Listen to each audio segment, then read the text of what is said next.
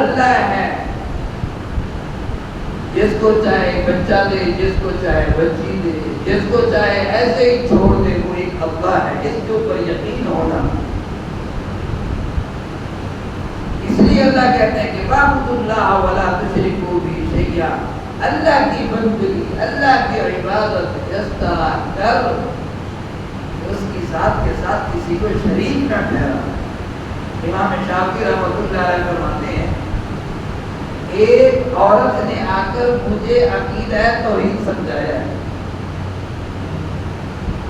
اور فرمانے لگے، وہ عورت آئی آ کر کہنے لگی کہ امام شافعی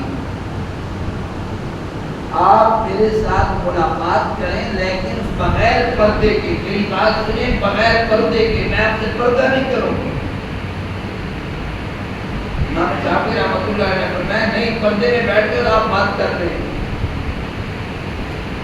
وہ کہنے لگی نہیں، میری بات آپ کو تب سمجھ آئے گی، میرا مسئلہ آپ تب حل کریں گے جب بغیر پردے کے آپ میری بات سنیں گے۔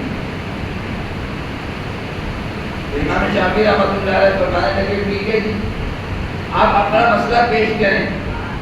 وہ اپنا پردہ اٹھا کر امام صاحب کے سامنے کہنے لگی کہ امام شافعی دیکھ، اللہ نے مجھے کتنا حسن دیا ہے، میں کتنا خوبصورت ہوں، میری آنکھیں بھی موٹی ہیں، میں جلد کے اعتبار سے بھی سفید ہوں، اللہ پاک نے میرے اندر کسی قسم کی کمی نہیں رکھی، لیکن امام شافعی میرا خامد میری سوگن لے کے آنا چاہتا ہے، یہ میرا مسئلہ حل کرو۔ امام شافعی رحمۃ اللہ علیہ رونے لگے۔